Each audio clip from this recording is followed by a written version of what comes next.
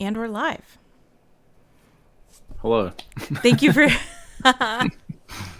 Welcome to the Modern Romantic Podcast, where we celebrate romanticism in our modern age. I am Emily, your host, and I'm here with Trey, my co-host. Welcome, Trey, back to the show. Oh, hi. Hi. It's nice to be back. How are you doing, Emily? It's been a week. Pretty good. It's been a whole week. A whole big, chonky week. Chonky? Yeah, it's a chonky, robust week. It is a chonky, robust week. Yeah.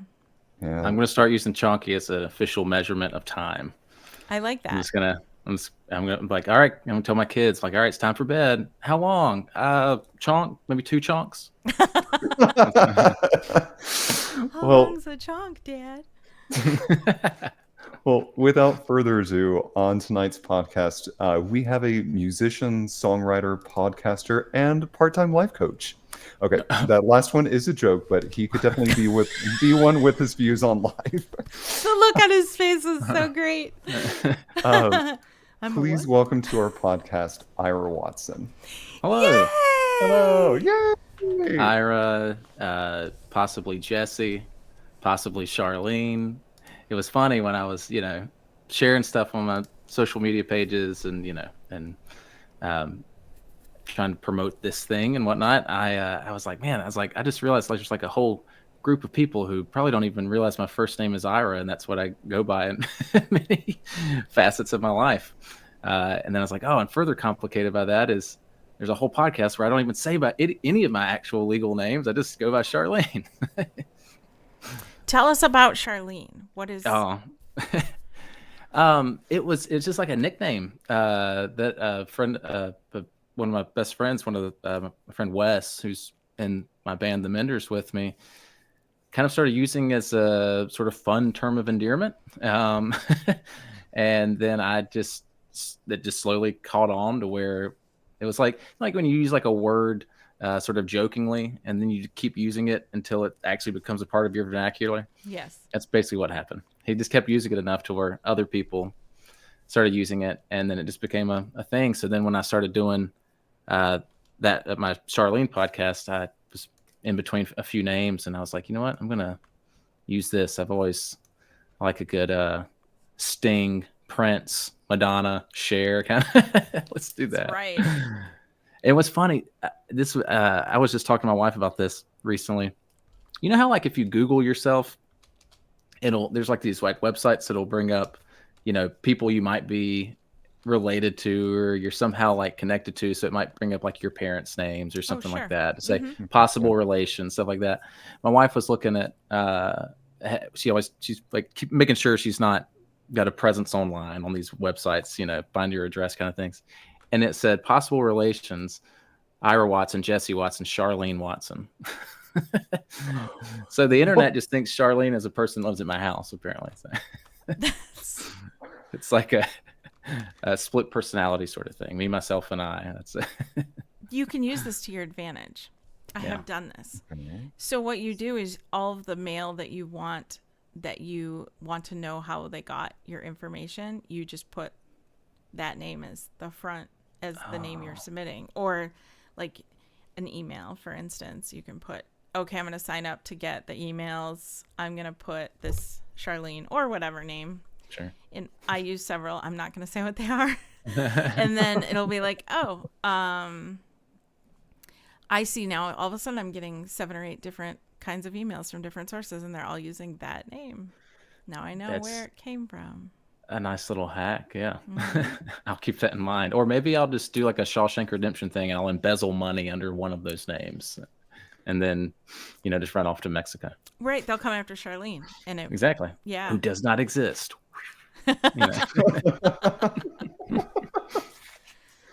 And Wes also wrote the music for your podcast, right? Yeah, it was actually so.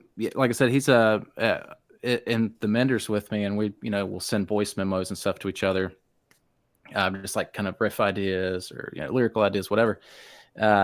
And he sent this riff that he'd come up with, and right at that time, had written a story and was kind of making like a demo episode, and I didn't have a theme song, and he had sent me this riff. He's like, I don't know if there's something we can use, but I just wanted to send it to you, see if you could, add to it or anything like that. And I said, well, I don't know about for the Menders, but I'm going to instead, can I just use it for my podcast? And he was like, yeah, sure. And it suited that better than I think the sound of our band. So yeah, I think I tweaked a couple things. So but that was his contribution, one of many. He's also someone I kind of bounce ideas off of here and there, and he's helped me with podcast artwork and whatnot. But yeah, Very Wes cool. Forbes, one of my best buddies. Nice. That is awesome. I was thinking that Trey and I should just make our own opening music as well for this show. Yeah. I feel like it would almost be like lady, lady, lady, lady. Which is such a deep cut back to one of our first episodes. That's deep cut is probably the kindest way to say that. Or like sword fighting noises. Yeah. God. Hey, I don't, I'll make this executive decision without any input from any of my other band members. But if you want to use any of our songs, you are more than welcome to use it as a theme song. Okay. It's a great way to bleed listeners too. Whenever we need a good purge, we'll just exactly. You're trying to cold the fold a little bit. There you go. Sorry, everyone. Well, that's what so the other podcast I do, Best of Worst of, we use the theme song for that is a band that my band The Menders has played with a bunch of times back in the day. It's been a while now, but they were a band called Amigo, which is very hard to Google, very hard to find on Spotify. A lot of bands called Amigo, but they are a very good band. The song that we use for that podcast is called The Big Idea. And we've been doing that podcast for about almost 5 years now. The first 20 episodes, we had a different theme song by another band that my band's played with. So the idea was like, I like the idea of every 20 episodes or so, we like change to another local artist that I'm friends with and help promote their music. And we did that one time, and then we've never changed it again because we kind of liked that one better. And it just became like a whole practice of having to listen, find the right thing and whatnot. And but the intent was there. So unexpectedly time consuming. Yes. Yeah. Well, and it's a lot harder. Like, it's more than just finding a good song. It's finding the right song, Mm-hmm. And once you find that right song, you got to stick with it. Well, I know you to have a very large musical repertoire, like a large musical knowledge of things. How do you meet all of these different bands? Mostly through Wes Forbes, who's his nickname in the band is the Mingler, because he's the one who sticks around after shows to really talk to people and network, and he's just a very, very friendly, sociable guy. He does a great job at making those connections, and when he joined the band, we'd been doing it for a few years. When he joined, that was like his main thing. He's like, I'm gonna get our name out there and to at least some local places. And just through that, we met a lot of bands, and bands would kind of come through the area. We put them on a show that we're doing, or they have us on one of their shows, and then we return the favor when we're doing something. So just kind of create your own little network. Mm-hmm. And we've just, I think we're, I do a lot of self-deprecation. I am it is the artistic medium in which I sculpt, but we're a good band. But anything we lack in musical skill, we make up for in jovialness. So I think we're an agreeable band. So I wonder how often some of these, because we play with some really good bands, and I often think like, I wonder if they like us because of our music or just because we're nice. Which is funny. Yeah, I'm fine with either one, I suppose. But that is so cool, though, that you promote other bands through this method. I mean, or at least that's what you went into it. Like, yeah, that's really great, and probably doesn't happen enough in the world. where instead of being in some kind of competition where, oh no, we're only using our own music because we do music too, and you're actually using this as a platform to promote others. That is how it should be, in my opinion. And I love it. What a great idea. Yeah, we try to, me and the rest of the guys in the Menders have always, we've been on we continue to be on that side of it, of seeing how important, just a little bit of help artists can do, the little bit of, again, those kind of artistic communities you can find yourself in, whether it's, a geographical area, or if it's just, like a genre of music or a type of podcast or whatnot. That's what I've always kind of loved about y'all's podcasts and, the episodes I've listened to, and just talking about it with Trey and whatnot, outside of this. Is that it is, promoting artistry in a lot of different forms. And you guys have had, from what I've seen and from what I've heard, a very eclectic mix of artists. And I think that's awesome. So I do think a lot of times when we talk about local art, local artists, and or indie art or indie artists or whatever that might be, we think a lot about music, right? Or maybe some kind of physical medium. But I know you guys have a lot of singers on, and chefs, and a lot of different types of, I know you've had sculptors on, and you had a chocolatier on recently, didn't you? Yep. Yeah. Yes. So, very delicious. literal members of royalty. I know that was one. Yes, that too. Because I couldn't shut up about it at work. Well, I wasn't going to say that, but yeah. Well, art takes many forms, and we want to celebrate all of them. And I think being able to open someone's mind to something, if we've done that even once, is a positive thing. So absolutely. Yeah. Food is art. Chocolate is art. Chocolate is art. I've been trying to tell my cardiologist that for. I'm just eating art. It's healthy. How much chocolate do you consume? None, but I consume a lot of art. That's right. Just don't stare at the chocolate bowl directly behind me. That's right. Pay no attention to the man behind the chocolate curtain. I mean, thinking through, because with Charlene, you write the music for that. You are also composing music for the Menders or with your band. And they both have very distinctive sounds. Like the Menders does not always sound like Charlene. And then you have all of this other musical knowledge. How do you kind of mentally shift between writing for the Menders versus writing for Charlene? I don't know. It's something I think I just know when I'm starting on a song, what my intent for it is. A lot of times with Charlene, it's very, it's like I'm commissioning myself to do a particular type of song for an upcoming episode. So that kind of helps compartmentalize it a little bit. Like I'll sit down with the intent to write a song for Charlene. Other times, well, I think the interesting thing with the Mender stuff is, especially pretty much everything we have out there on Spotify or Apple or wherever, Amazon, and all these LimeWire, BearShare, if people are still doing that. We might have heard of some of those. We all of those songs start out pretty close to Charlene songs, really. Like everything I kind of write usually starts as a very kind of folky, country, bluegrassy sort of number. And then once I make the decision for one reason or another to bring that to the band, once all the other guys get their hands on it, it becomes a Mender song. It becomes something else. It sonically changes a lot, which is fantastic. And a lot of times, I'll have a song that I'll have it in my head like, oh, this is going to be a very Beatles-y sort of thing, or whatever the case may be. And then once the band gets it, it comes out something different. And, Wes or Johnny, another member of the band, plays keys and does co-lead vocals. We've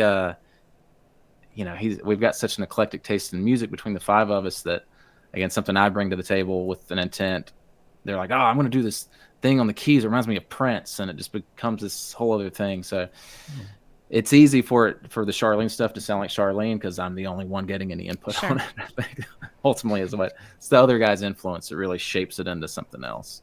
And me kind of letting go of the reins a little bit, although they might not always agree that I do that, but I try to the best I can.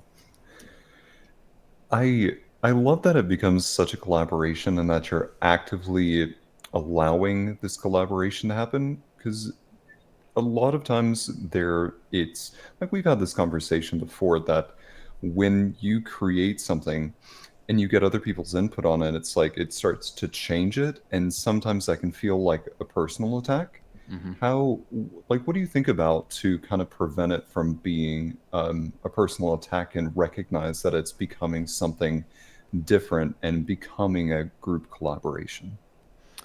Part of it is, I think that initial when I have written something new, and if it's not something I wrote specifically for Charlene, sometimes I'll write something and kind of put it on the back burner, and then at some point when I'm writing a story for Charlene, I'll be like, "Ooh, I got that song that kind of fits this thematically," so I'll pull that. But Mhm. if it's something that I haven't written specifically for Charlene, I know when I bring it to the band, like I already have to mentally know that this is going to change. So if it's something that I really don't want it to change, I don't usually bring it to them.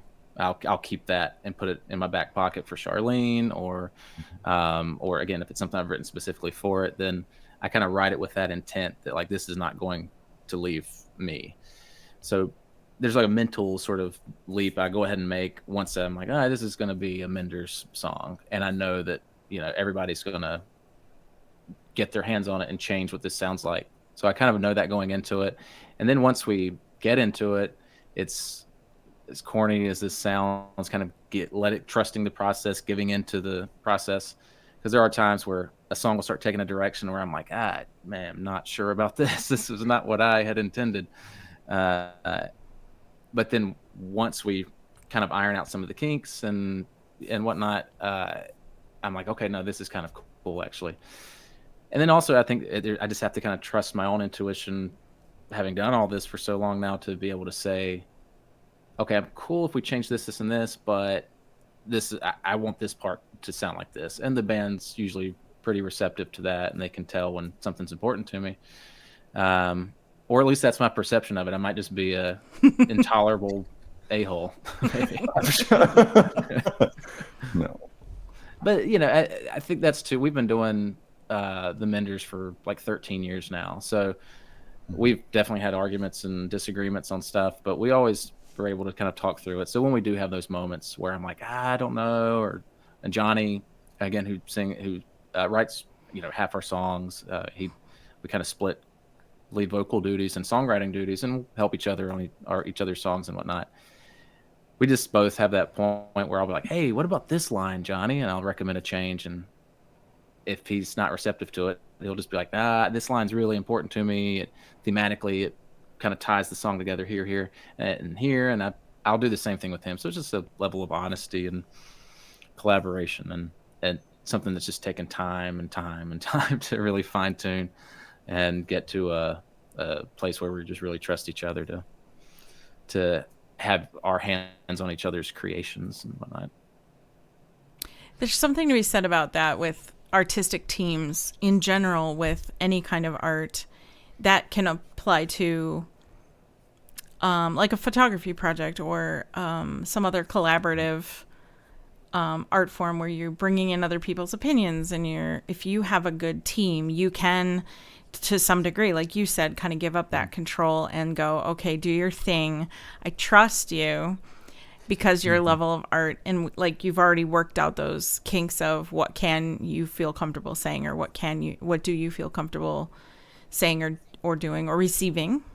Yeah. And I think that's pretty awesome that you found that right spot with this group to be able to express yourself and also to collaborate in a really, it sounds like a really healthy way, but also like a way that's obviously really working for you.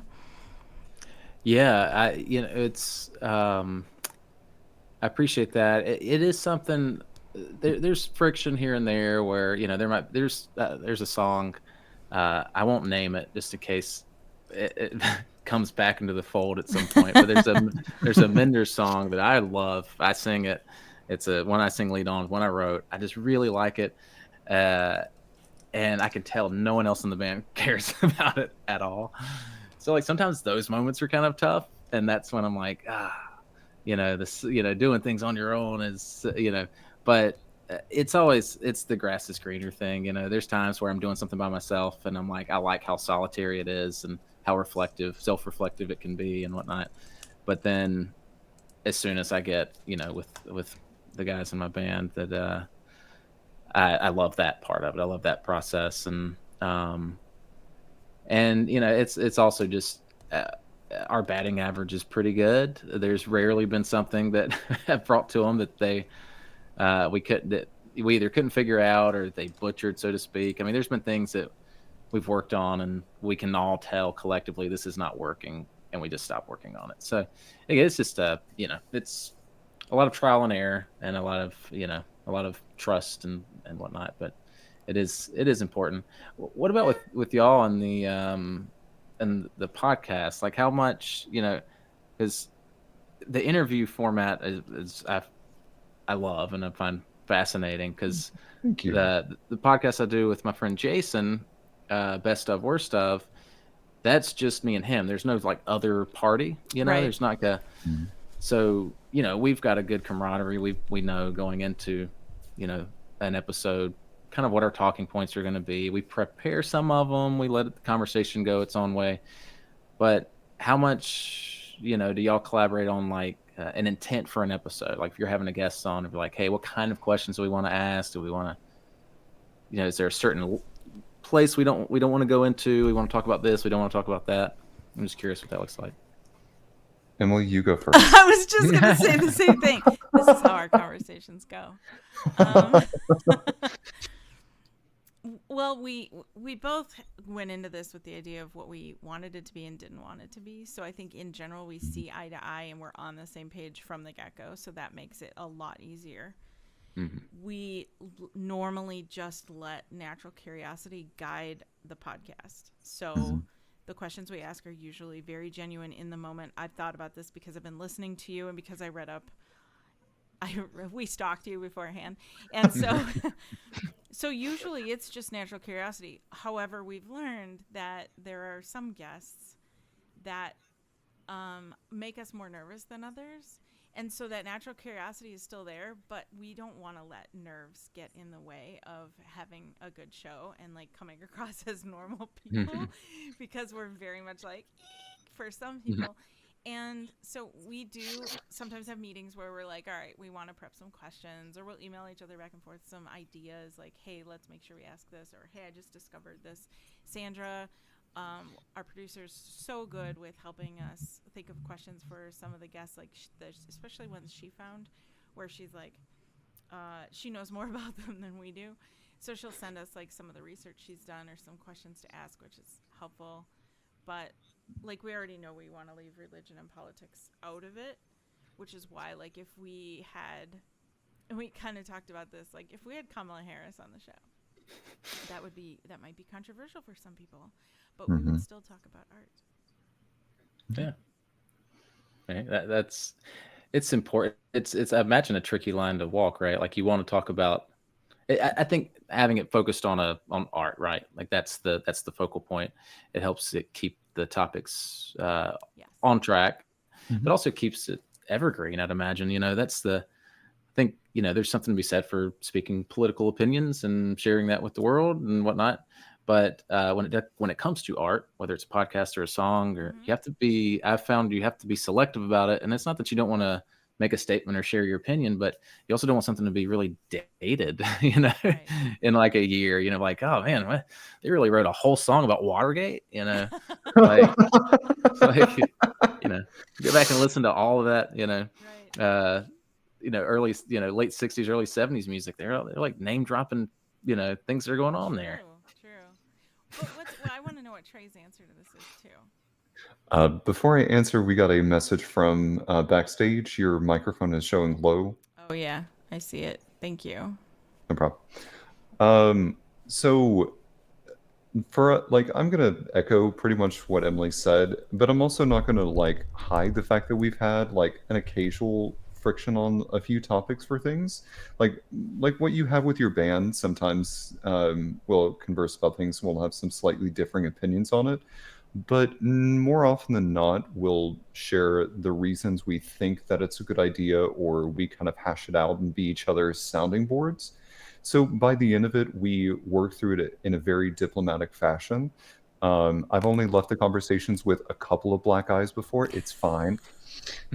Um, Ignore the so one he has now. That had ignore nothing to that. do with me. No, that's just genetics. So really, like, we are really amicable people, and we really find the pleasure in talking about art and really digging in and honing in. So I don't want it to feel so prescriptive, like we see a lot of these recorded interviews and Yeah. conversations. We figured out fairly early on we wanted it to be a conversation and to feel like a conversation, and we can't do that if we're reading from a script. Yeah. So there. Well, then why did y'all send me a script then? That's what I've been reading from this whole time. Right. It's a common thing where a guest will write back in and say, "Hey, can you send me the list of questions you'll be asking me?" And we're like, "Not really." No. We can't. We don't have one. So we'll like usually send like the things we tend to ask naturally anyway, like Mhm. you know what your birthstone is. But like, well, you know, I have no idea. we ask there, you know, in the scope of our show, we have a few questions that we tend to ask most people, or we cycle through them. And so if it feels right, we ask it. So we'll throw those out there to them. But otherwise, we have to just reiterate, like, this definitely is more of a chat than an interview, because we don't want it to be like this one-sided thing. I mean, it can be, and it has at times, but Yeah, I'd imagine it can be. There's a wild card element, right? Like you can sit and chat with somebody, you know, pre-recording, and I'd imagine there's probably been folks that you had a good conversation with, and like, all right, and we're live, and then they just kind of sort of clam up. there are so many times that we've gotten to know someone right before the show. Like when we get like into it and we're like excited, we're chatting with each other about things we have in common, or like we all have some pet or something, and then that we go, okay, and we're live, and then it's like, now we know too much about you, and now the rest of the show isn't as exciting. I don't know how to describe that, other than there are times when I've gone, hold on to that, don't answer it, we're going to answer it later, because if you answer it now, that's something that I would rather have on the show for people to hear than to get all this greatness out now. Like, Save it for the air. yeah. I don't want to, and I hate doing that too, because I'm like, no, we're getting along great. This is so awesome. Jason and I have that with best of worst of. We'll chat a little bit. You know, we're before we record, we're getting stuff set up, whatever, and you know, he'll start. I would say that's kind of the drawback to starting a podcast with a friend, is that what happens is a lot of times, even we'll just be like talking, you know, just texting, or like if we go out to lunch or something, and we'll start talking about something, like, no, wait, save that for the podcast. Save that. Yeah. Let's make a note of that in our doc, that, you know, to save that for the podcast. Or like I said, we'll be talking before we record, and we'll be like, he's like, wait, hang on, let's save it. So it makes makes our friendship feel maybe false, but that's okay. It's all for streams and likes and downloads. Which part is real, the podcast or the friendship? It's what's holding us together at this point. It's like a sham marriage. Which reminds me, Trey, we should start a doc because of that. It's like, not the sham marriage part, but Thank you for clarifying. I got worried for a second. So we could really turn this upside down. let's not. But I appreciate it. So like, thinking back to Charlene, how do you save things for the podcast? Like, how do you remember ideas that you have? Like, oh my God, I thought about that 2 days ago and I wanted to do that for the podcast. So what will happen a lot of times with the songs, there's only actually the 11 episodes that I've done of Charlene at this point. Like maybe 3 of them are actual, like I wrote a song for the podcast. Like I already had the story in place, and I needed a song to go along with it. Mm-hmm. Most of the time, what ends up happening is I just have a pretty deep well of songs that I've written and voice memos, voice recordings on my phone, or just notes, lyrics, and stuff, things that'll kind of jog my memory on a song.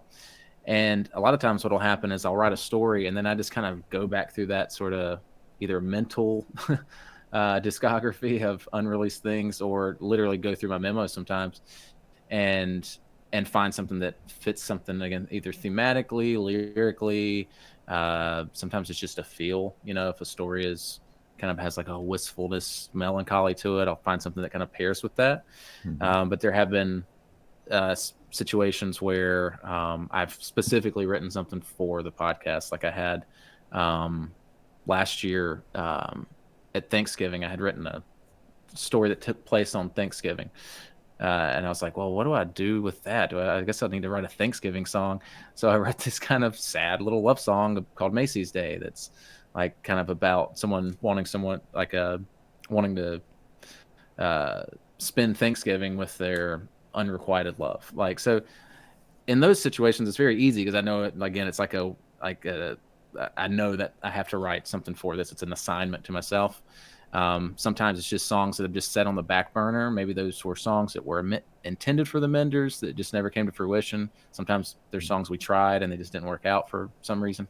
They didn't quite fit our sound. They were, that tends to be more of a garage rock sort of effort. Sometimes songs just don't translate to that well. And then, there are occasions where I just write something. A lot of times it kind of boils down to, this is too pretty for the Menders, which makes it sound like our music is not. I think our music's gross and ugly, but there's just there's a level of showmanship and kind of an attitude, I guess, to that. So when something feels a little more personal, that usually is the stuff that ends up staying with the Charlene. It's just kind of a I know it when I hear it sort of thing. And you do so much when you, to kind of piggyback off of this, you do so many different things. You have the Charlene, the Menders, the best of, worst of, plus work, family. How do you do it all? And what designer are you wearing on the runway today? This is Margaritaville. I love that you knew it right away. That's wonderful. But I got it bargain hunt, which is like if a TJ Maxx or a Ross was in foreclosure. Oh, okay. Oh man, I forgot the question now. How do you do it all? Like, that's a lot. Just barely. Okay. No, it's I have to enjoy it. I have to, if I didn't enjoy any of them, there would be, I wouldn't actively pursue it. If any of it ever lost its fun or became more work than it felt like it was worth, because it certainly, can put a strain on, on my wife, my children, especially like the band. We're less active than we were in years past. We all got young children, and some of us have older children, but we all have just at different stages of life. And, so that for a while was what took a lot out of, a lot of time away from my family. We're practicing. At one point we were playing 4 or 5 gigs a month, which isn't that much, but when you're doing it all on the weekend, yeah, you're talking pretty much every weekend. I'm like, hey, sweetie, got a show this weekend, My wife is also a big part of that. She's very, supportive and, awesome. And allows, kind of is willing to, take on a little extra work so that I can pursue these ventures. And I try to do the same for her. But a lot of it, that's kind of the thing with Charlene, why I just recently kind of restarted that. I had taken like 6 months off from it. There's a structure to it all that I enjoy. I like having these different outlets for these different interests that I have. And I find that when one goes away, or is maybe like on a bit of a hiatus, that if there's a part of me longing to do it, then I probably should, find time for it.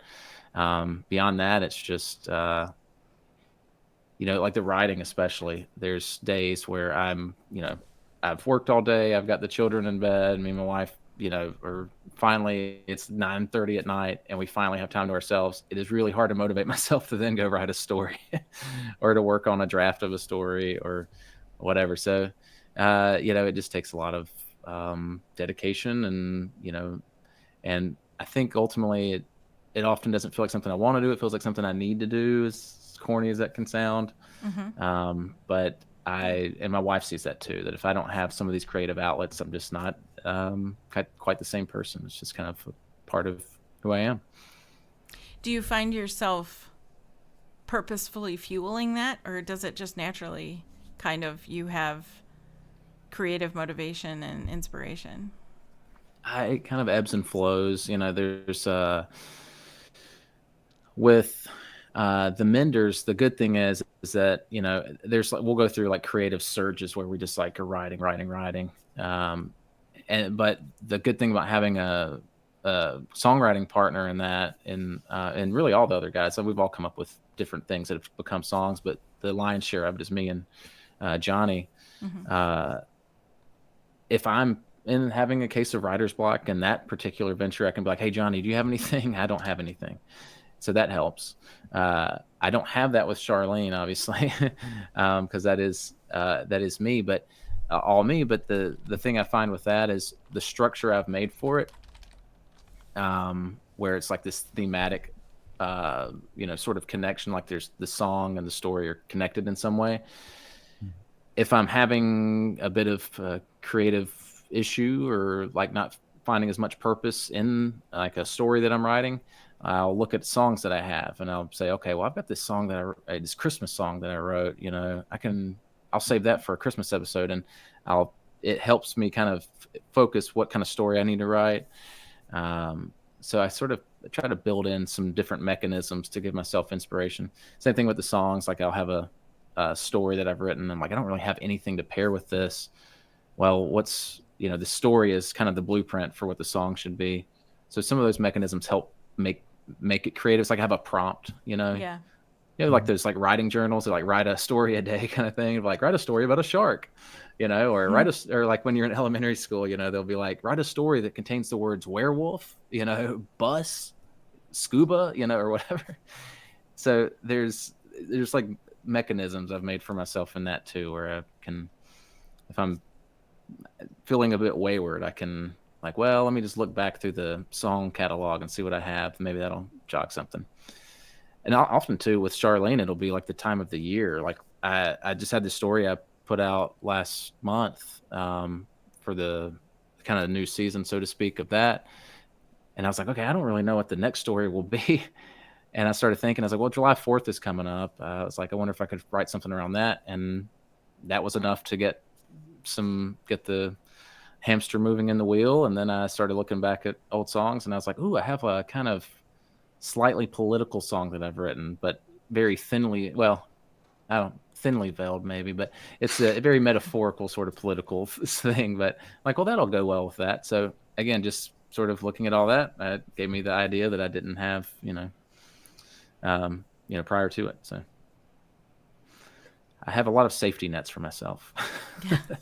Well, I think that's really smart to have so many diverse interests and allow yourself the ability to kind of catalog things away, because you really never know when an idea is going to come back. Like there are ideas for cosplays that I've got sitting over there in pattern form that I'm like, right, I have it written on the back of here which cosplay I want to do, and I want to go back to this. Yeah. Cut to the fact that I've got 45 patterns, and all of them with different ideas for things. It's like, use this arm, but put it on this jacket and do this with this. And yeah, but still, I think it's incredible to keep those ideas cataloged because you never know when they're going to be impactful or when they're going to come circling back. Absolutely. Yeah. There's a lot of times, especially with, I've seen that with songwriting, but with stories too, or even like with best of worst stuff, we have that with ideas where we'll be like, oh, what about if we do, because the whole kind of structure of that show is, kind of top 5 sort of, list. We do, best movie doctors or best, TV villains or best gas station snacks. Like we do all these different kind of rankings, and but there's a lot of times there'll be like an idea, like what if we do this, and then we'll start thinking through it. I'm like, oh yeah, that's pretty good, and then it just kind of peters out, and we're just like, well, I don't know if there's enough there for it. We'll keep it, kind of put it on that. We have like a doc that Jason, God bless him, keeps up, because I'm not great at that part of it. But and when we get like on a week where we're like, either we're just both really busy and we've run out of ideas, and we're like, what are we doing next week for the show? Like, let me look back at these. Okay, we talked, 2 months ago about doing, best and worst, alternative sodas. And we're like, okay, let's do that. And then, we're ranking like Code Red versus, Cherry Coke and stuff like that. So I think the cataloging is important. And for me, a lot of times that'll be, a half finished song. I'm like, I don't know what to do with that, but I'll record it to have it for posterity. Mm-hmm. And then sometimes it's as simple as like, ooh, I like the lyric here. I'm going to use that in this other song. And I've had that with, stories also. So the cataloging is important. And I think applies to a lot of types of art. Maybe not cooking. I guess you probably if you've started to cook something, you should probably finish it. I mean, I like mold, doesn't everybody? It's raw. We wouldn't have cottage cheese without it, Right. Is that right? I don't know if that's actually accurate. I'm thinking of blue cheese. I don't know. Oh yeah. Yeah. So I also know that you're a big movie buff. Do you ever like rewatch anything, or do you ever listen to a particular set of songs for artistic inspiration? Yeah, actually, that's true. That's actually funny. That used to be, I haven't done it in a while, but that used to be something I did a lot for songwriting when I would be kind of stuck. I would write a song like about a movie. Like we have actually, it's an old song, but the only people that know that are me and other guys in the Menders. But old to us, new to everyone else. But it's a song that I wrote like 12 years ago when I was I had a day off from work and I was sitting in my apartment watching Rear Window, Alfred Hitchcock's Rear Window. Yeah. And it's one of my favorites. And I just was like, I'm going to write a song about Rear Window. So I wrote this song from these like alternating perspectives of a guy who thinks he's seen a murder and a guy who's trying to cover a murder. So the movie thing actually works its way in more in a lot of different ways. I've done there's song wise.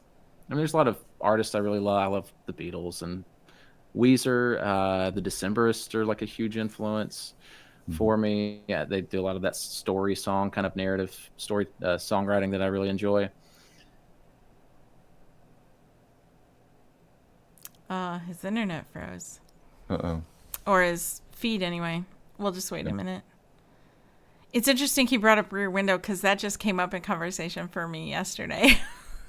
Are you serious? What are the chances? Yeah, there's a company, and I posted this. A lot of the times it'll be less of a. I can't tell if that was left over from before or new. There he dropped. Oh no, he's back. Got it. Okay. There we go. Welcome back. I think my son tried to sneak onto Minecraft. No more bandwidth. That's right. But yeah, the inspiration comes in a lot of different ways. I mean, there's been times I've like listened to, a band and been like, ooh, I've never used that word in a song. Like I want to use the word conjure in a song. So I kind of try to let it all seep in one way or another. I used to have this practice of when I had like a song, a chord structure figured out, or like a melody, but I had no lyrics. I would, this will date the story. I had a shelf of DVDs. Mm-hmm. Yeah. And I would read the movie titles in place of the lyrics. And that's why the Menders has a song called Unbreakable. Because as I was playing that, I was like, I was kind of running through it. And when I got to kind of a part of the song, I got to the movie Unbreakable by M. Night Shyamalan. And then when I actually wrote lyrics, I was like, well, I just kind of like Unbreakable there. So I'm going to keep that in. So inspiration comes in all forms. And I just open myself to the the process. Right. It's funny you bring up Rear Window because Rear Window came up in conversation yesterday. There is a company that is doing a Lord of the Rings extended version theater release, and it's just in June, and they're doing like Fellowship of the Ring, Two Towers, and Return of the King, and they're doing so you can go see it locally. And it's all over the country, which is awesome. But that same company also recently did Rear Window in the theaters. Like you could go see it on the big screen, which I thought was cool because a lot of us have not had that chance. Yeah, no. Yeah. That I need to. I think I saw the first two Lord of the Rings in theaters back in the day with my dad. I don't think I actually saw Return of the King when it came out. So that might be something I need to. I love those re-releases for that reason. I actually missed it. I was really wanting to go. I wanted to go see the Star Wars Episode 1 re-release. They just recently did, at least locally to me. There was a theater that was showing it because that was the only one of that prequel trilogy I didn't catch back in the day when I was a kid. I'll have to check that. I'd love to see the Lord of the. You should, yeah. In theaters. It's the one movie. The Return of the King is the one movie that won 11 Academy Awards. So yeah. Which I feels a little. I like that movie, but for me, Fellowship was the best. So like for the fact that Fellowship didn't get any seems like. I think they just that was okay. They just awarded it for the trilogy, not so much for that specific movie. Yeah, I agree. Fellowship is like the one I love. Like my heart loves that movie. But yeah. It feels like a nice warm soup. Mm-hmm. Yes, it does. I love that analogy. I'm going to use that. What is that? What is it? It's going to kill me that I can't remember. Is it Galadriel? Where she has that thing as she's looking at Frodo, she says or pouring the water out. Yeah. What is that line? Instead of a dark king, you'll have a queen. A terrible queen or something like that. That's when she's like, all will love me in despair. Yeah. Yeah. I think it was right before that. The things that are, the things that have been. That you will. Part. This pool, this little vessel that you look in reveals the things that were, the things that are, and the things that have not yet come to pass. Yes. You guys see. I was trying to find that line, but my brain kept going to Christmas Carol, specifically Muppet Christmas Carol. But this is, I think, a line from. It's like when Scrooge is like, I think he's talking to the ghost of Christmas past, and he's like, take me from here or whatever. I don't want to see anymore. It's like, this is, these are the shadows of things that have passed. They are what they are. Don't blame me, kind of thing. That's what I kept going to. I was like, the answer is not always Muppets, Ira. Get away mentally from the Muppets. Many times it is the answer, but not always. Can we also just talk about how The Muppet Christmas Carol is one of the best Christmas movies out there? Like, I'm sorry, that might be a hot take, but it is one of the best Christmas movies. It is. I vote for this. Yeah, it is really good. It's a staple at my house. It's also that's my favorite book. I'm not quite sure why, but Christmas Carol I reread it every year, or I listen to the Tim Curry audiobook version on Audible. That is nice. Fantastic, really good. But I love how faithful the Muppet version is. I have a lot of love and reverence for that book, and they include so much stuff in that version that a lot of more non-Muppety versions, I think the Muppet thing, it feels like it artistically takes away from it, but they pull off a very faithful adaptation that I think Michael Caine has said it's like one of his favorite roles he's ever done. Oh, that's awesome. I like this term that I will be using from now on, Muppety versus non-Muppety. And I think our podcast needs to be more Muppety. We need to get on this direction we have not gone yet, and that is Muppetiness. Okay, so what you're telling me is next week I need to just have a Muppet that I'm just controlling during the podcast? We already are Muppets. Oh yeah.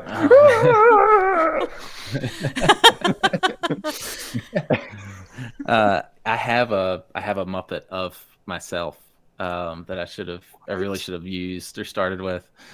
Yeah. Actually, the Menders. Our most recent album we did. It was called The Devil's Reel. Like a fishing reel, I should say. Gotcha. REEL. But there's a song on that called Shapes in the Night that we did a music video for, and Johnny in the band, he's if I'm a fan of the Muppets, that dude is like next level. Like he loves the Muppets and he's very passionate about puppetry. And he had like a bunch of kind of blank slate sort of Muppets that you could like attach features and stuff to, and he made a Muppet for everybody in the band so that one of the scenes in the music video we could have a Muppet version of the band. I But yeah, love this so much. It's on YouTube, and yeah, Shapes in the Night. It was really fun. We shot it behind a brewery. We must in go my check this old out. Scion. It was all shot like, especially like we're kind of on a road trip. We got green screens and stuff. But there's a single row Muppets. It's awesome. It is the first result that comes up if you type in Shapes in the Night. YouTube, it is the first result. Sweet. Oh, that's nice. You did a great job there. Thank you. Thank you. And it's that I don't remember where that inspiration came from. I'm talking about inspiration for songs, but that's another one of those. That's a story song. I really like the story behind that I wrote. That one is about a group of people, or I guess an event happening that is mistaken for the rapture, but it's actually like a mass alien abduction and like kind of cattle herding sort of situation where they're like being abducted for nefarious reasons, but it's being mistaken as like a religious event. I see. That's what that's about. And that screams Muppets to me. I don't know. Isn't that the one that you used on the Christmas episode? It is. 2023? An astute observation, Trey. Thank you. Yeah, the last episode of season 1 of Charlene was I had done a Christmas episode as my first episode, and that was a lot more straightforward Christmassy. That was really kind of inspired by Christmas Story. It was me kind of telling the sort of embellished version of a Christmas from my own childhood. So when year 2 came around, I was like, I want to do another Christmas story, but I don't know the right way to do it. That was one where I had that song, and the Menders had recorded it. It was already released on our album and everything. And I was like, well, it's like, that's telling a story. What if I just shape that story out into the story from that song into an actual like short story? So that was one that is very like the story and the song are telling the same narrative tell. And then it was also easy, and some would even say lazy on my part, because then I was like, and I don't have to record anything. I've already got a song. So that's the only episode of the podcast that doesn't have like an acoustic home recording. It's got like a full band production of that song. But yeah, that's the story that it's telling. I always say, I try to make it sound a little more scholarly, and I say, well, it's about the relationship between religion and science and how one can be mistaken for the other. But really, it's about a bunch of people getting abducted by aliens and being like, hey, where's Jesus? It's not actually deeper than that. Are you familiar with the White Winter Hymnal? Oh, yeah, by Fleet Foxes? Oh, yeah. Okay, yeah. I was thinking of that for you. Like, that would be another interesting take for you to explore musically or with a story to, like, explain this song. Because it's wild. Yeah, I've seen conflicting things that it's like a thematic. Like I heard it was about like someone escaping from like a prison camp at one point. Oh wow! Okay. But then I've heard it's a lot more metaphorical than that. That it's about like the end of a relationship or a friendship, and like the blood is sort of metaphorical and all this stuff. Anyway, I'm sure it's researchable, but I do love that song. Okay, I was thinking it had something to do with some kids ditching the writer in school, like ditching them, leaving them behind. And so he was vengefully writing this song. Oh. But I don't, now I want to look into it too. We must do this. That's the beauty of art, right? It's Yeah. all true. We're going to put it on our Modern Romantic Deep Dives episode. That'll be what we discuss in like a week. Be like, and so this is the research, and pull out a 500-page paper. Right. It's a 3-hour-long episode that's nobody wants to listen to. Right. Trey with the dissenting opinion. You're wrong. You can't handle the truth. Anyway, the snow is really ice cream.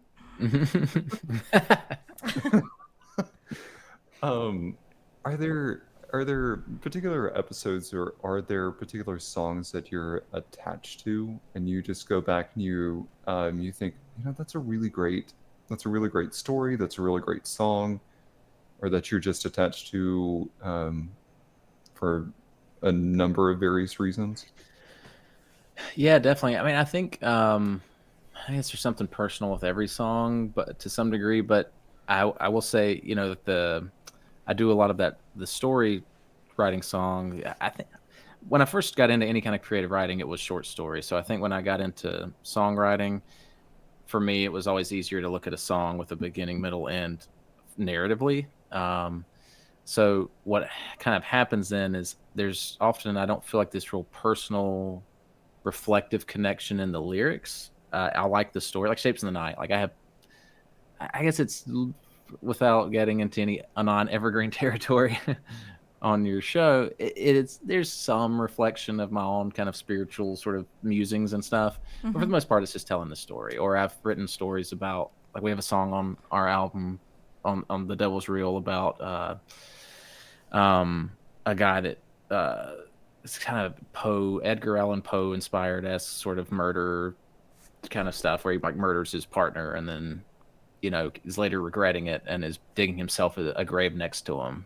Like it's called Room for Two. So like some of those, like I have no emotional connection to, but but I look at them as just like a story that I'm proud of. But then the Charlene stuff is where I think the more personal songs come in. There's a song in the episode The Afterlife. I think it's episode 3 of season 1. And it's just kind of this story about this guy's sort of journey into the afterlife, I'll say. But the song that I accompany with that, I had written kind of in the wake of my grandmother passing away, and then I had not finished it, and I kind of finished it for the podcast. So that one's one that I rarely go back and listen to anything that I do. That is one I do go back and listen to every once in a while, just because I'm quite proud of it lyrically, at minimum. But I just have a real kind of personal connection to it, and I think it, makes me kind of feel closer to her. And that story, I think that story in general is a lot about kind of family and children and whatnot. My son actually has a cameo in the recording of that story. The main character's son has a line, and I got my son to do the line, record it, and so anytime so that one I feel a real personal connection to. So it just kind of depends. I mean, there's a part of me that I'll get guarded sometimes. I feel something get too personal, especially if it's for the Menders, because it is kind of on this, we perform it in front of people. But the Charlene stuff, it feels easier for me to kind of silo and connect into personal experience. But I don't know. That's not this. There's Menders songs that I feel very connected to. There's one on our second album. The album's called Nina, called Foot in the Grave. That's kind of a Beatlesy inspired love song I wrote for my wife. So anytime we play that one, I always feel kind of a nice connection with that. And then we move on to the Double Murder song. Right into that. Naturally. What I'll say is, honestly, listening through the episodes that you currently have published, I have two favorites. One of those is the New Year's story about Oh gosh, it's about Charlene going to a party to Yeah. be with the girl that he's kind of pining for, and Mhm. then has this somewhat post-apocalyptic vision in his head. Yeah. Uh, and then the other one was the one that you just released back in May about the brothers with the Mickey Mouse watch. Yeah. I think that one in particular, I think struck a real chord with me on a variety of reasons, but that one was really touching. So for those are Trey's recommendations for episodes. When you're listening to this, please go listen and have your own opinions. And if you'd like to give comments, please send them to please sponsor us. We love you at the So have a lovely discourse. Send your comments to our sponsor line. Yes. Calling the hotline. Oh, we're getting a call now. We're over here on WKGR.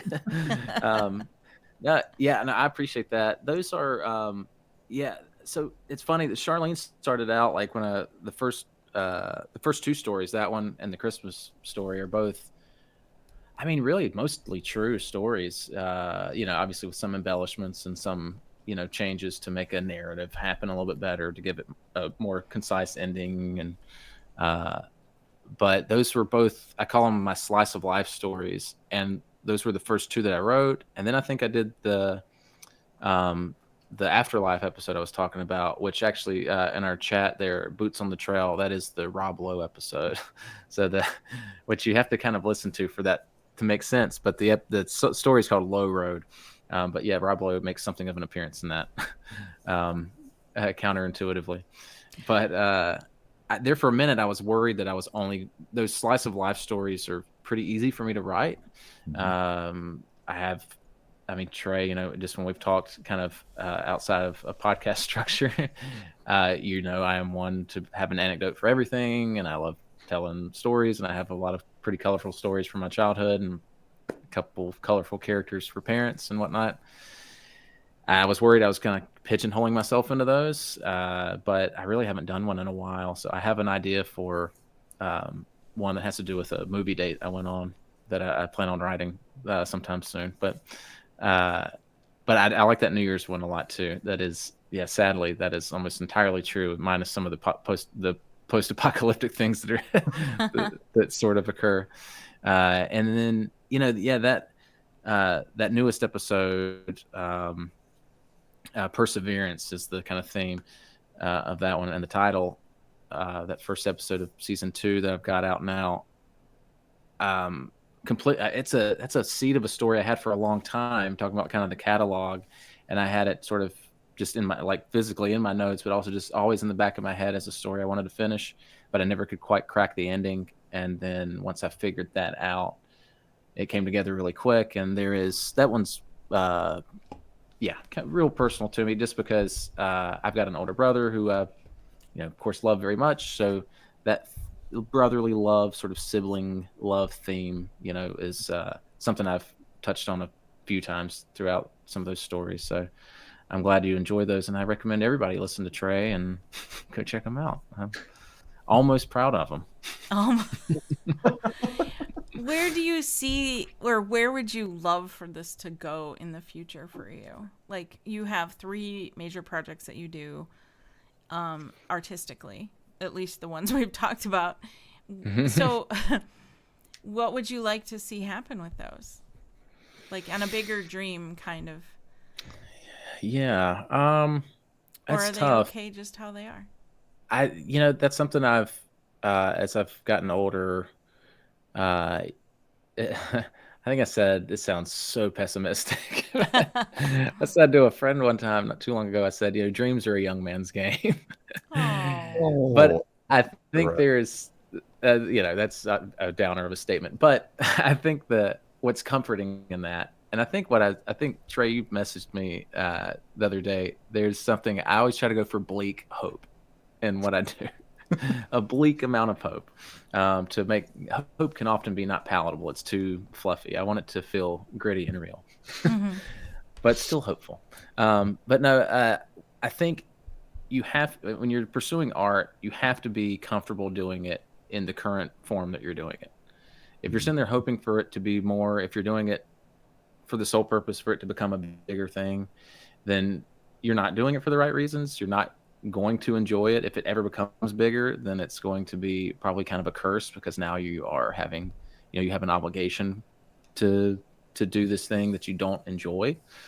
So I don't really think in terms of like maybe a tangible goal. I think at this point, something I say in the first couple episodes of the Charlene podcast that I think applies to everything that I do is ultimately I just want people to walk away with it with some kind of connection, that they've made a connection to the story, to the song, to something, and it's connected to something in their lives. If I can continue to do that and grow the scale of that, then I think that's kind of my goal at the moment, is just to connect with as many people and to, share my really specific experiences and stories, and, in a way that counterintuitively does not seem like it would connect. It's kind of that thing when you see on like line and someone will be like, does anyone's parents do this? And you're like, oh my God, I thought my parents were the only one to do that. I want people to kind of walk away from my stories, my songs with some kind of feeling of that. Like they've got a connection to it, to something personal to them, or just something, that means, that is special to them. So that's the best way I think I can put it. And, on a more tangible level, the Menders are actually just we've been on a bit of a hiatus right now, because we had two of our members one recently had a child, and then the other one is about to have a child. So we are, family first sort of band. So we've got everything kind of on hold. We still get together, those of us who can, and write and go through stuff, but we have been taking a break on shows and that kind of thing. So we're gearing back up in the fall. So I'm looking forward to that, and just kind of getting back out there and, reminding people that we are at this point a middle-aged dad band, I guess, but we're still out there doing our thing. And hopefully they connect with that. That's the Menders stuff's a spectacle. We get up there, we jump around despite our various ailments and have a good time. So I hope people are able to connect with that in their own way. So. They're like, yeah, I can connect with that ailment. Yeah, it makes them like, look at these old guys out there, two-stepping around. I love the way that you put it, of having that connection, and to some extent, I think that takes having a level of vulnerability, not only with the subject matter, but also with yourself. The way that you framed it, of Charlene being that ability for you to, I don't even say that you really just apocalypse anything, or that you kind of bring it into yourself. I think it's sometimes can be, when it gets more personal, there can feel like a lens on you, or a lens on the subject. And the way that you write, for me, it just has a lot of vulnerability to the subject matter and to the story, because it's being told in a somewhat unabashed way. It is very real, it's to the point, it's very, very descriptive in the way that you write. And it's like it's being told from the heart itself. So Emily and I talked about this, I think, in our what is going to be coming out, but at the end of the episode, we talk about a little bit of vulnerability in storytelling. And that's, for me, what really draws me to the way that you write and to your narrative, is that level of connection and that level of vulnerability that you have. And authenticity. Yeah. Thank you. Yes. I appreciate that. No, yeah, it's like I almost feel like the more specific you get with something, the more granular something gets, the better that connection point becomes. If you write something very broad that's easy to connect to, quote unquote, there's something less personal about that. But if you can listen to a song or a story, or read a story or whatnot, that's very specific, it makes that connection, when that connection happens, more personal. So I think that's kind of maybe sometimes subconsciously what I'm kind of going for, is a story with a kind of its own real distinct message, that when you really sort of start sifting through it, it has a kind of a rich connection point. Again, like if you look at just out without going into any details to not give a spoiler, but that new story, it's telling a very almost kind of dark, sort of very personal story for the character, but the underlying theme is just loss, grief, familial love, that kind of thing, and even deeper than that, loss of youth, like kind of saying, that's something that I think all of us in our 30s are starting to struggle with. It's that and my hairline receding. Those are the two things. That's the next story, is going to be me unpacking how I feel about my going bald. But when the more personal, the more specific, the better that connection point becomes, I think. So, and hopefully makes the story seem more authentic, which is great because all of my stories are actually plagiarized from various college students in my area. And ChatGPT. That's it. What I do is I go and act like I'm an adjunct professor at a local college, and like, all right, turn in your assignments, and then I just steal all those stories. Just take them. Brilliant. Why didn't I think of that? I do that under a name that no one knows about. I have a fourth name. A fourth. That doesn't show up in internet searches, apparently. One thing I don't want to forget to say is that you mentioned bleak hope, and I think for that reason alone, you will love Return of the King. Yeah, that will be you'll be right on board with that. Oh, well, no, make no mistake. Just so this is not lost in translation, I have seen all the Lord of the Rings. Oh, I misunderstood. I've read all of the books several times. I have not seen them in theater specifically. Oh, okay. I saw Fellowship and Two Towers back in the day with my dad. My dad got me into Lord of the Rings back in the day. He read it in the 70s. And then when I got about 6th grade, I read The Hobbit. And then, I've been, if there's one thing people take away from this, forget all the names of my various podcasts and things. Just know that I love Lord of the Rings. That is the most important thing. That is the most important message. That is really what I want people to walk away with anytime I do anything. It's the only reason why we had you on.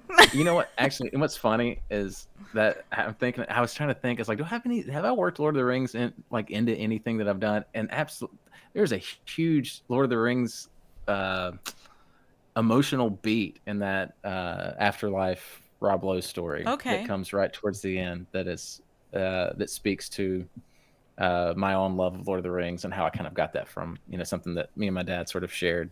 But I'd never caught Return of the King.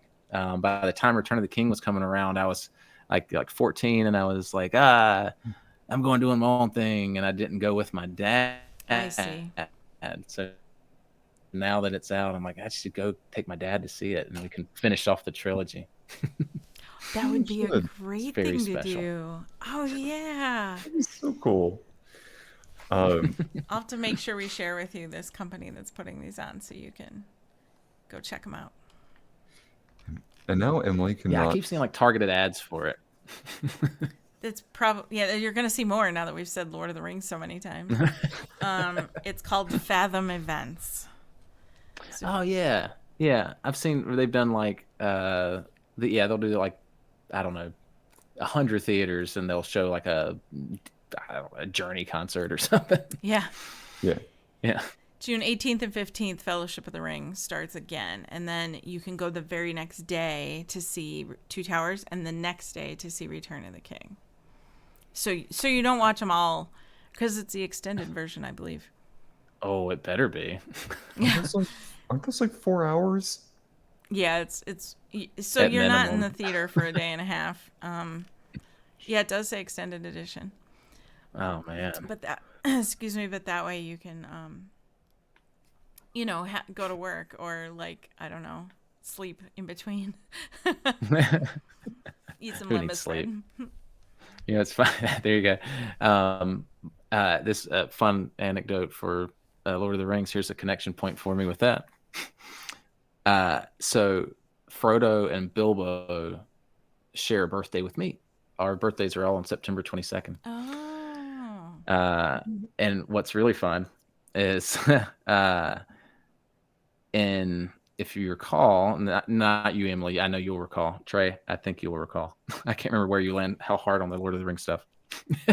We'll see. But for any other viewer or listener, in the Fellowship, it starts with Bilbo and Frodo having their joint birthday party.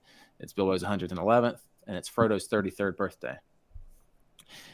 So on my 33rd birthday, I was like, "Oh, this is my Frodo birthday." It's the exact same day, and I'm turning the same age he is at the beginning of Fellowship of the Ring. Oh, that's awesome. And then I'm like, I wonder what day, if they say in the book what day that birthday happens on. And it was on a Thursday, and my 33rd birthday was on a Thursday. So I was, yeah. So I had like this. So we had a Lord of the Rings party at my the at stars my house. aligned. That's so perfect. Yeah, it was amazing. I wish I could remember it better. Ooh, that's.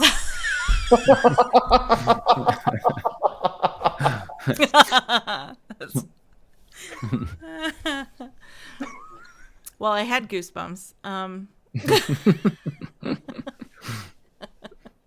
Now we did a bonfire. We made some some kind of autumny, folksy sort of meals. There was potatoes and stew and things like that, and then we put on Lord of the Rings on a projector in the yard. It was awesome. I'm here for it. Absolutely, I love it. That's incredible. Ira, I don't want to stop the conversation, but I know that we could keep going.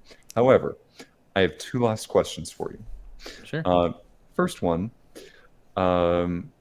if there was any musician or author or someone from the past that you would want to have lunch with, who would it be and why? And why is it? Do they have to be from the past? It doesn't have to be from the past. We'll just open it up to anybody. Okay, I was just curious. Okay, it would be Jim Henson. Yeah. Same thing. The blending of satire, of evergreen comedy, family friendly, but still, enough there for the adults, enough there for it doesn't hold anyone in the audience's hand. Like I love specifically the Muppet stuff. I will say I've never, I like it. I like Dark Crystal. I like Labyrinth. I think, but the Muppets has always been my thing first and foremost as far as Jim Henson's creations. But I would love to sit and pick his brain just as a songwriter. I think people really don't pay attention to how great those early Muppet songs are. Rainbow Connection, and there's one, Gonzo has a number in the first Muppet movie called I think it's called Someday I'll Go Back There, if I'm not mistaken. Oh yeah. There's like this beautiful ballad. Mm-hmm. And it's just like these guys were writing unreal music that just, because a Muppet is singing it, I don't think it gets quite the artistic reputation that it should. But to be able to do that with a puppet, like if you can make someone cry with a puppet doing a musical number, you've done something special. The comedy, like just the blend of this dry, sarcastic comedy, I would love to. A lot of that tries to find its way, at least, into what I do, especially with the Charlene. My Charlene stuff. So I would love to pick his brain and just figure out what that artistic process looks like to blend all those competing sort of things that should not work together, and it's just lightning in a bottle. See what you did there. Boots on the Trail said Emily should do her Gonzo impression. Oh man, I'll do my Kermit if you do your Gonzo. Oh no, I don't want to do Gonzo. Have I done Gonzo on the air already? I feel like I think you have. That's how he knows about it. Is it? I was gonna say, like, how do you know about this? Okay. Yeah, I did. Okay, it has been confirmed. Way back. I mean, that's where it belongs. I don't know if there's a time for it to have a reprisal. This would be it. I agree. Okay, you first then. Okay. And I will. Kermit. All right. I don't want to say. I don't want to just go with the classic "Hi Ho Kermit the Frog." Okay. Thank you for having me on the Modern Romantic. Wow, that's really good. That is really good. That's better Kermit than I do Gonzo. That is impressive. it's also, if you just slight inflection changes, it's Ray Romano. That's great. It's a versatile. Yeah, no. It's, Oh wow! it's, I never would have thought of that, but yeah. you're And then right. I can't do it, but I've seen other impressionists say you can also turn it into John C. Riley very easily. It's like, no, don't touch my drum set, kind of thing. Oh, It's there, but I that's hear not it. Anyway, all right, Gonzo. Camilla, where's my chicken? Trey, Ira, where's my chicken? There, that's it. I'm not sure, Gonzo. There you go. So imagine getting that at like working retail with, and over the loudspeaker comes Gonzo out of nowhere. Just out of Oh, that's nowhere. funny. I've been waiting for that to happen in all my jobs. I should get on the loud, like, you can walk over to like a phone at like Walmart or whatever and pick it up and be like, Attention aisle 3. There's a chicken on the floor. it's not even that good. Like, I go back and listen to Gonzo and go, I don't even do Gonzo. It's not even Gonzo, but like, it's Gonzo-esque. It's Gonzo enough. Yeah, It is. absolutely. Understand that it is. No, It's the essence of Gonzo for sure. It is, yeah. He doesn't All right, have Trey, quite as much. give us Fozzie. And go. You're the voice Fonzie. actor.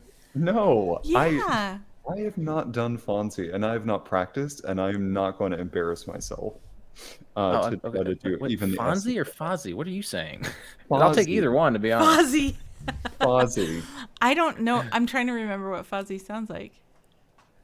I got it. I thought of it. Okay. He sounds like Ernie from Sesame Street. That's the exact. Yeah. That's the one thing. As much as I love Jim Henson and Frank Oz and all of those original Muppet performers, they all their characters kind of sound the same. They overlap. Yeah. Yeah. I think Gonzo is a little Miss Piggy-ish too. Like from when Yeah. I do it, it sounds like that. Yeah, pig. Yeah. Oh gosh, I used to I had a little bit of a piggy impression, but all I could say was "Oh my Kermie," which is just Yoda. It's just Yoda, "Oh my Kermie" kind of thing. Yeah, I think whenever she starts screaming, is when it becomes like Gonzo-esque. Sorry, not you, Emily. I'm talking about like when the voice actor Piggy, voicing yes. Miss Piggy When I starts start screaming, screaming. Well, that's when it starts to get very, very Gonzo. Yeah. not to be that guy, but there are two different performers. Miss Piggy is Frank Oz, who also does Cookie Monster and Yoda and Okay. Ernie, Fozzie, and then David Gales is Gonzo. I love that you know that. I am very impressed, but I'm not surprised. Also, David Gales might be one of the only original performers still performing his character. Everybody else is, they've got new folks that have taken over the roles. They've understudied under. Anyway, Time to get David Gales on the show. but they do all start to kind of blend together. There's definitely a Muppet. There's a high-strung Muppet voice that they all. There's a timbre they all sort of hit together. The other question I had for you is I want to make sure that our listening audience can keep in contact and make sure that they are listening to your different podcasts. Is there any social media that you stay up to date with, or that you would like to direct our listening audience to? Stay up to date with is a stretch sometimes. But yes, I'm on Best of Worst of podcast, the pop culture podcast I do with my buddy Jason. You can find that at bowopod.com or at bowopod on any social media platform. Charlene Pod NC is my handle on all the social media platforms for that podcast, which is Charlene Stories and Songs. Excuse me. They're on all of that is on both podcasts are on Spotify, Apple, Google Play, Stitcher, Deezer, Goober, whatever they're called these days. Goober. Bleacher, I don't know. Anyway, but and then the Menders were on all the major music platforms. We're on Spotify, Apple, Amazon Music, and the website is the Menders NC, and I think that's our social media handle for everything too. But yeah, all kinds of different things. So if you go check out the Menders and you hate it, give the other stuff a shot because there might be something for you. I've cast a wide enough net. You've got everybody covered. I highly recommend going and checking all of this out. I think you'll enjoy, like you said, you'll enjoy at least one part of something. So definitely go listen to all of it. Very much. Thank you. Yeah, it's brilliant, and I love what you do, and I'm glad that you're doing it. I believe in it. Thank you. I appreciate y'all having me, and I appreciate anyone who takes a fancy and goes and checks this stuff out. My imposter syndrome is always amazed when someone does give a listen to something I do. So amaze me, please. And then you can email him because he will read your feedback on the next episode of the podcast. I love reading emails on the air. It is my favorite. But the problem is it's 2024, and if only I was Mark Maron and I was like the first person to do a podcast, I would get to read emails all the time. Well, Ira, I love that you're on the podcast. I love that you shared your artistic insights with us here. And I love what you're doing with your podcast. And I really look forward to hearing the future episodes. So please tell me more about when they get released. Give me a heads up. And to everybody, please go follow Charlene, Stories and Songs. Thank you as very well much. as the other avenues of artistic output. Sure. All of the above. Much appreciated. And thank y'all again for having me on, letting me share. I mean, you guys have had some heavy hitters on here. You had I can't remember the actress's name, but I listened a little bit to the episode y'all had her on, and then later was like I watched Jury Duty, and she's on that. Oh, Susan Berger. Yeah. Which I also recognized her from the only season of American Horror Story I watched. Yes. Roanoke. It's the only one I ever watched because I'm fascinated by the story of the Roanoke colony, and then when y'all had her, I was like, oh, that's her. She's the butcher or something. I can't remember. She's so fabulous. Yeah. She's really funny on Jury Duty too. Yeah, she's brilliant. Yeah. So anyway, all that is to say, thank you all for having me on, and thank you all for giving a platform for all kinds of different artists. It's a special thing. Thank you. I really appreciate that. As we close this episode out here, this episode, along with probably every other podcast now and forever, will be dedicated to Joe Capone, our moderator, fellow comedian, passionate encourager, and greatly missed friend. You can find us pretty much wherever you tune into podcasts. For announcements, updates, and more, please follow us on social media under Modern Romantic. Thanks, everybody, and I hope you find your rainbow connection. Bye. Yay.